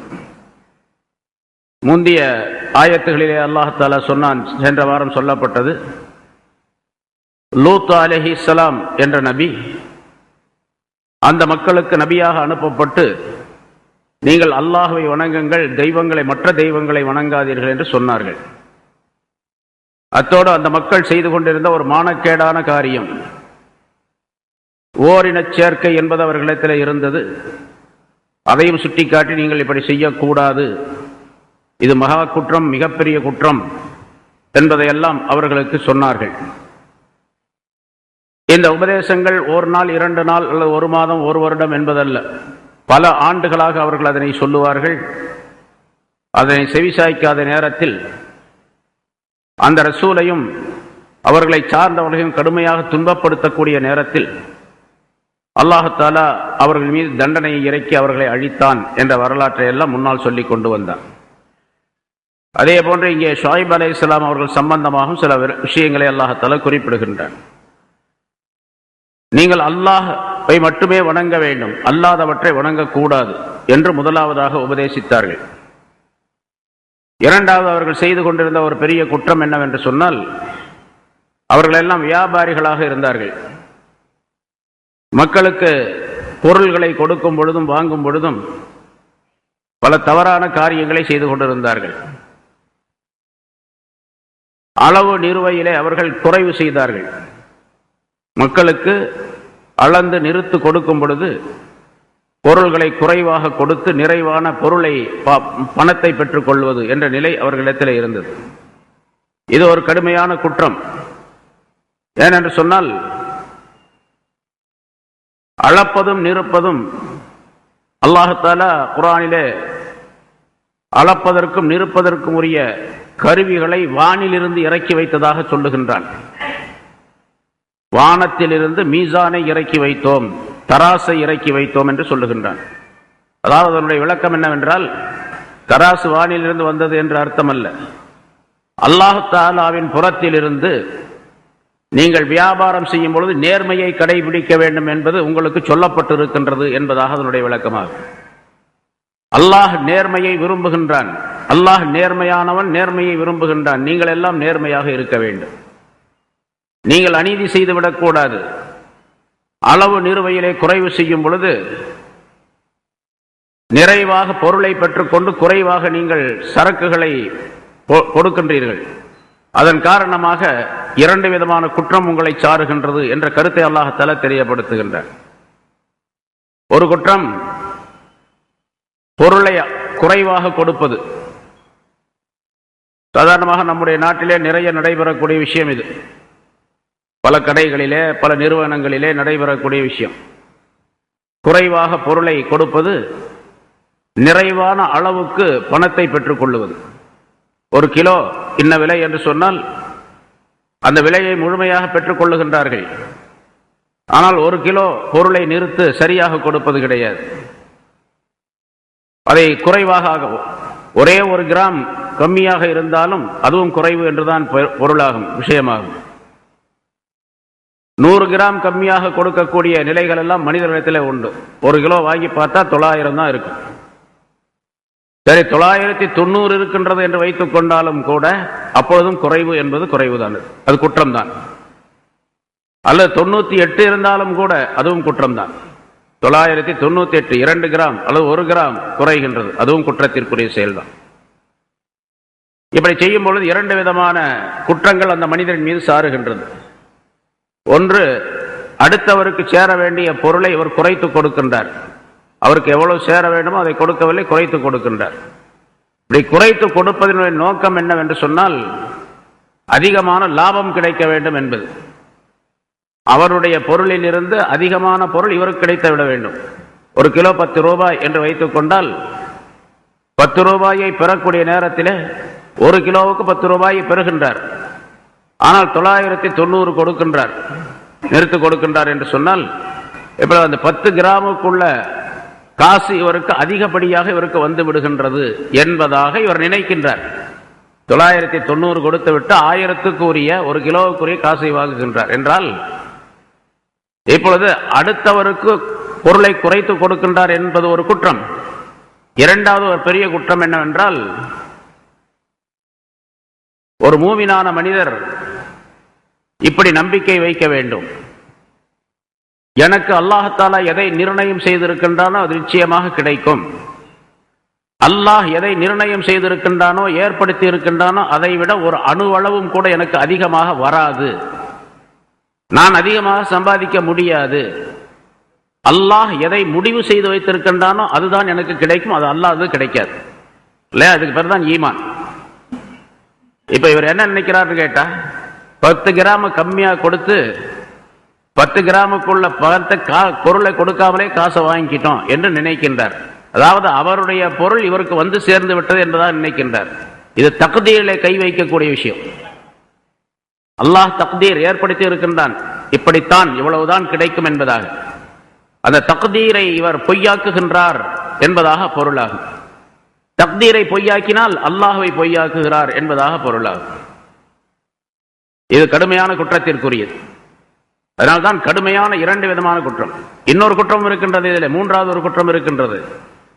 ஒரு மூமினான மனிதராக இருந்தால், நான் ஒரு கடை வைத்திருக்கின்றேன், 1 கிலோ பொருளை கொடுக்க வேண்டும், 10 ரூபாயை பெற வேண்டும், 990 தான் கொடுத்தேன் என்று சொன்னால், ஒரு மூமினான மனிதருக்கு நான் கொடுக்கும் பொழுது அந்த மூமினான மனிதரை கேவலப்படுத்தி விட்டேன் என்பதாக பொருளாகும். அவரை கேவலப்படுத்துகின்றேன், அவரை ஏமாற்றுகின்றேன். ஏமாற்றுவது ஒரு விதமான கேவலப்படுத்துவது. அவரை ஐருதுல் மூமினி ஹராம், ஒரு மூமினான மனிதரை மானபங்கப்படுத்துவது, இழிவுபடுத்துவது, கேவலப்படுத்துவது ஹராம்.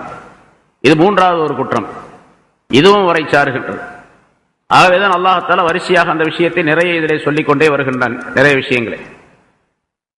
இப்ப நீங்க இந்த ஷுஐப் அலைஹிஸ்ஸலாம் அவருடைய கௌமுகள், ஷுஐப் அலைஹிஸ்ஸலாத்துடைய கௌமுகள் அளவு நிறுவையிலே குறைவு செய்யக்கூடியவர்களாக தங்களுடைய வாழ்க்கையை நடத்தி கொண்டிருந்தார்கள், தங்களுடைய வியாபாரத்தை.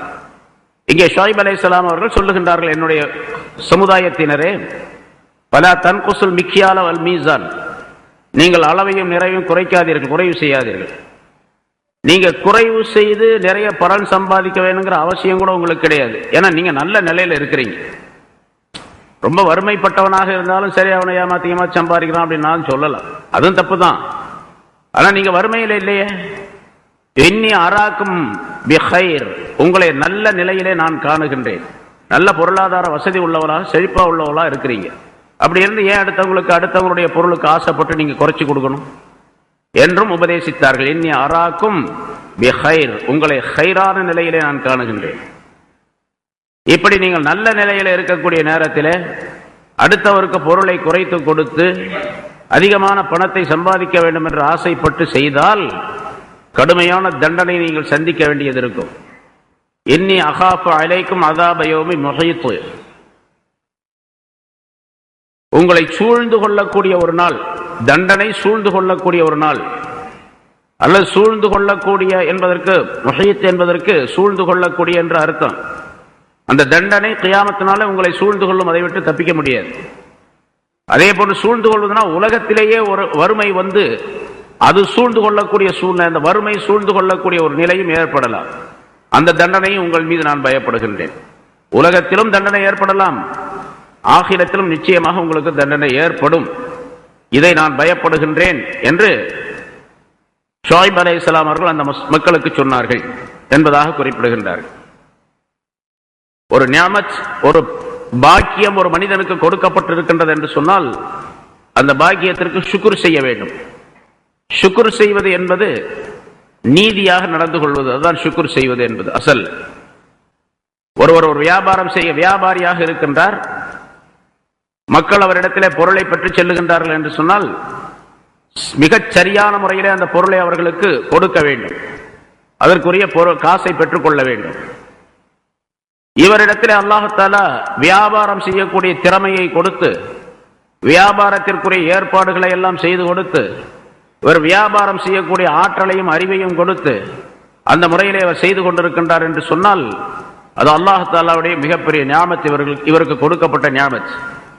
அந்த நியாமத்துக்கு ஷுக்ர் செய்ய வேண்டும். ஷுக்ர் என்ன? அடுத்தவரை ஏமாற்றக்கூடாது, அடுத்தவர பொருள் ஹராமான முறையிலே அதிகமான முறையிலே தனக்கு வந்துவிட வேண்டும் என்பது எண்ணக்கூடாது. இதுவெல்லாம் ஷுக்ருடைய அர்த்தமாகும்.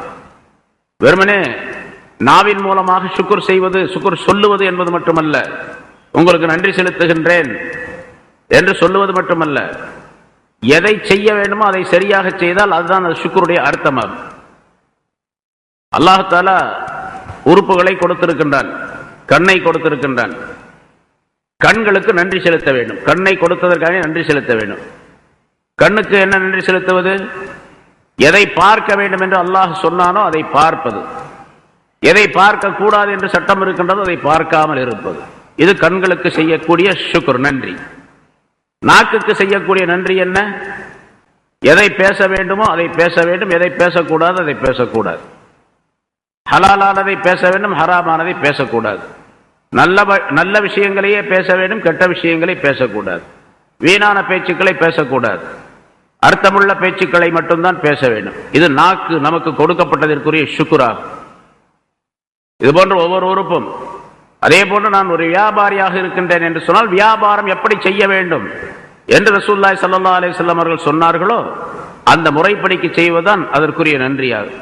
இவர்கள் அதுக்கு நேர் மாற்றமாக செய்தார்கள், அதன் காரணமாக தண்டனைக்குரியவர்களாக ஆனார்கள் என்பதாக குறிப்பிடப்படுகின்றது. வயா கௌமி அவ்ஃபுல் மிக்யால வல் மீசான்,